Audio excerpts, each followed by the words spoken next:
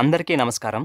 ఎన్నికల కోలాహలం ముగిసింది. ప్రజలు ఇచ్చిన తీర్పుతో కేంద్రంలోనూ మరియు రాష్ట్రంలోనూ కొత్త ప్రభుత్వాలు ఏర్పడ్డాయి. అదేవిధంగా ఎలక్షన్ కమిషన్ కూడా ఈసారి జరిగిన సార్వత్రిక ఎన్నికల్లో ప్రజల యొక్క ఓటింగ్ శాతం పెరిగిందని ఒక ప్రకటన కూడా విడుదల చేసింది. ఈ ప్రకటన చూసిన వెంటనే సామాన్యుల నుంచి మేధావుల వరకు ఆహా ఓహో ఇంకేంటి, భారత ప్రజల్లో చైతన్యం వచ్చింది, అందరూ ఓటు హక్కును గుర్తిస్తున్నారు, వారు ఓటును వారు వినియోగిస్తున్నారు, వేస్తున్నారు, దేశం అభివృద్ధి వైపు ప్రయాణం చేయడానికి సిద్ధంగా ఉంది అంటూ ఎవరికి నచ్చినట్లు వారు ఉపన్యాసాలు ఇస్తున్నారు. కానీ దేశ హితాన్ని, దేశ సంస్కృతిని, దేశ ఐక్యతను కాంక్షించే జాతీయవాదులు మాత్రం ఈ విషయంలో ఏకీభవించలేకపోతున్నారు. అందుకు కారణం ఒక వర్గానికి చెందిన ప్రజలు వారి ఓటు హక్కును సంపూర్ణంగా వినియోగించుకొని తద్వారా దేశ రాజకీయాలను, దేశ ఐక్యతను ప్రభావితం చేయగల స్థాయికి చేరుకునేందుకు ప్రయత్నం చేస్తూ ఉంటే ఈ దేశ సంస్కృతికి, సాంప్రదాయాలకు, ధర్మానికి వారసులైన హిందువులు మాత్రం వారి బాగోగుల కోసం అనుక్షణం పోరాడే జాతీయవాదులను ఓటు వేసి గెలిపించాల్సింది పోయి అందుకు పూర్తి విరుద్ధంగా ఓటు హక్కును వినియోగించుకునేందుకు కూడా ఆసక్తి చూపించటం లేదు. దీని వలన భవిష్యత్తులో నష్టపోయేది వారేననే విషయాన్ని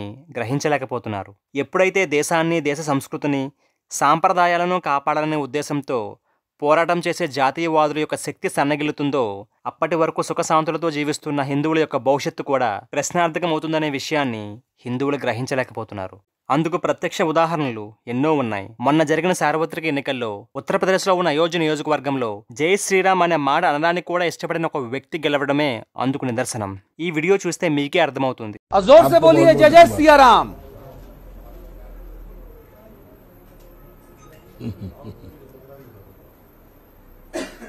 जय जय सिया राम नहीं बोल रहे हैं।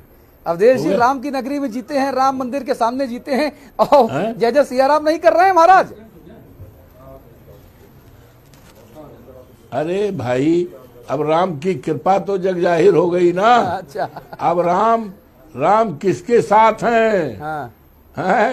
राम की मर्यादा किसके साथ है? हाँ। सारी देश दुनिया में है। अरे तो जय जय सिया राम कह राम तो दीजिए। हमारे रोम रोम में है। जय जय श्री सीताराम कह दीजिए। बाबा का नाम राम नेवल है, हमने पहले बता दिया।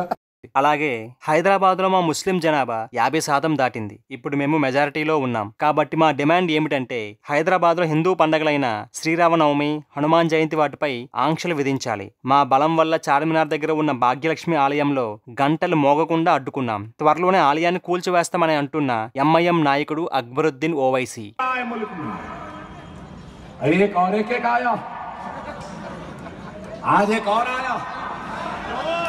वो कैसे कैसे की कपड़े पहनता है, निजाम की तरह ओवैसी को भगाऊंगा। अरे तू क्या, तेरी हैसियत क्या, तेरी दिशा क्या? तेरे जैसे 56 आए चले गए। अरे ओवैसी तो छोड़ो, ओवैसी की आने वाली 1000 नस्लें भी इसी मुल्क में रहेंगी, तुझसे रहेंगी, तुझसे मुकाबला करेंगी, तुझे भगाएंगी। हम भागने वालों में से नहीं है। हम कुछ भी नहीं कर रहे। आप आने से पहले हम कंट्रोल कर रहे हैं।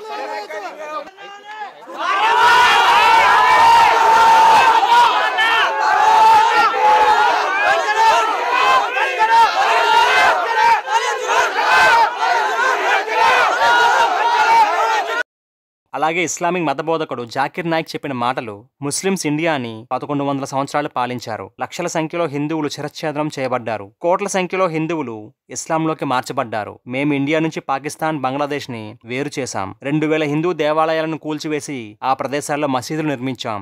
ఆ భయంతోనే హిందువులు ఇప్పటికీ కూడా హిందూ ముస్లిం బాయి బాయి అంటూ ఉంటారు. ఇది మా ఇస్లామిక్ బలమని ప్రగల్భాలు పలికిన వివాదాస్పద ఇస్లామిక్ మతబోధకుడు మౌలానా జాకిర్ నాయక్. हिस्ट्री से पता चलता है कि इस्लाम तलवार के जोर पे फैला कि नहीं, लेकिन ये मुझसे पूछ रहे क्या ये हकीकत नहीं है कि 3000 से ज्यादा मंदिरें गिराई गई थी और मस्जिद बनाए गए और बहुत से लोगों का कत्ल किया गया। कुछ मंदिरें शायद गिराई गई होंगी, इससे मैंने कहा तो एक भी मंदिर नहीं गिराई गई। हो सकता है कि कुछ मुसलमान अपने आप को जो मुसलमान कहते हैं उनने आके कुछ मंदिरों को गिराया होगा और मस्जिद बनाया होगा, हो सकता है। लेकिन ये कहना कि 3000 से 6000 मंदिर गिराए गए, कुछ मुसलमान राजाओं ने गलत काम किए होंगे। అదే విధంగా ఢిల్లీలో ఉన్న జమా మసీద్ మౌలానా పలికిన మాటలు ఒకసారి వింటే భారతదేశంలో 20% ఉన్న మా ముస్లిం బలాన్ని 80% ఉన్న హిందువులు ఎదుర్కోలేక తమ సొంత దేశంలో ఒక రాముడి మందిరాన్ని కట్టడానికి 500 సంవత్సరాలు వేచి ఉండేలా చేశాం. అదే సౌదీ అరేబియాలో గాని, పాకిస్తాన్లో కానీ లేదా 56 ఇస్లామిక్ దేశాలలో ఏ ఒక్క దేశంలోనైనా మసీద్ నిర్మాణాన్ని అడ్డుకునే సత్తా హిందువులకు ఉందా అని సవాలు విసురుతున్న ఢిల్లీ జమా మసీద్ మౌలానా, అలాగే అస్సాంలో ఉన్న AIDIF సంబంధించిన బాబరుద్దీన్ అజ్మల్ యొక్క మాటలు ఒకసారి వింటే, అస్సాంలోకి ప్రవేశించే మా బంగ్లాదేశ్ ముస్లిం సోదరుల చొరబాట్లను అడ్డుకునే సత్తా హిందువులకు లేదు. అస్సాంలోకి బంగ్లాదేశ్ ముస్లింల చొరబాటుకి మా పూర్తి మద్దతు ఉంటుంది. త్వరలోనే అస్సాంను ముస్లిం మెజార్టీ రాష్ట్రంగా మార్చివేస్తామంటున్న అస్సాం AIDF సంబంధించిన బాబరుద్దీన్ అజ్మల్. মুঘল বাদশাহ হুকুমত করছে, রাজত্ব করছে, এই দেশে ইসলামিক রাষ্ট্র হইব। মিনিস্ট্রি কার হইব?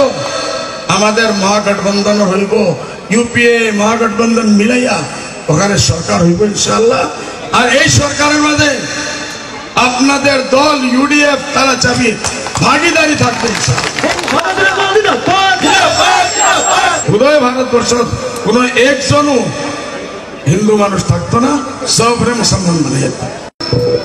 এই ভারতবর্ষ 800 বছর মুঘল বাদশাহ হুকুমত করছে, রাজত্ব করছে, কোনদিন এই স্বপ্ন দেখার হিম্মত হয়েছে না যে এই দেশে ইসলামিক রাষ্ট্র বানাইব। যদি ওরা চিন্তা করত 800 বছরের মাঝে উদয় ভারতবর্ষ কোন একজনও హిందూ মানুষ থাকতো না, సోబరే ముసల్మాన్ బనే. ఇక్కడ హిందువులు గుర్తుపెట్టుకోవాల్సిన విషయం ఏమిటంటే, వీళ్ళు ఇలా రెచ్చిపోవడానికి ప్రస్తుతం మన దీనస్థితికి ప్రధాన కారణాలు కొంతమంది రాజకీయ నాయకులు, దాంతో పాటుగా హిందువుల చేతకానితనం, మెతక ధోరణి. సెక్యులరిజం అనే ముసుగు కప్పుకున్న జాతి వ్యతిరేక ప్రభుత్వానికి 7 దశాబ్దాలుగా పట్టం కట్టడం, ఈ మైనారిటీ విషసర్పాలను పెంచి పోషించిన ఘనత ముమ్మాటికి గత ప్రభుత్వాలదే. హిందూ జాతిని విచ్ఛిన్నం చేయడానికి తమ వంతు పాత్ర బాగానే పోషించారు కాంగ్రెస్, కమ్యూనిస్టు నాయకులు. ఈ వేర్పాటువాద విషసర్పాలు ఇంతలా విషం చిమ్ముతున్నా కూడా ఇంకా మన పొరుగు రాష్ట్రాల నాయకులు మైనార్టీల హక్కుల కోసం రోడ్డెక్కి పోరాడుతూ ఓట్ల కోసం వాళ్ళ చంక నాకుతున్నారు. వీళ్ళకి బుద్ధి ఎప్పుడు వస్తుందో. ప్రస్తుతం అందుబాటులో ఉన్న గణాంకాల ప్రకారం మొన్న జరిగిన సార్వత్రిక ఎన్నికల్లో ఉత్తరప్రదేశ్, రాజస్థాన్, పశ్చిమ బెంగాల్, పంజాబ్ రాష్ట్రాల్లో ఓటు వేసిన హిందువులు 60% ఉంటే, ఇతర మైనార్టీ వర్గాలు, హిందూవేతరుల యొక్క ఓటింగ్ శాతం 94% ఉంది. అంటే ప్రతి 100 మందిలో కేవలం 60 మంది హిందువులు మాత్రమే వారి ఓటు హక్కును వినియోగించుకుంటూ ఉంటే, ఇతర మైనార్టీ వర్గాలు ప్రతి 100 మందిలో 94 మంది వారి ఓటు హక్కును వారి కోసం పనిచేసే పార్టీలకు వేసి రాజ్యాధికారాన్ని దక్కించుకునేందుకు సిద్ధపడుతున్నారు.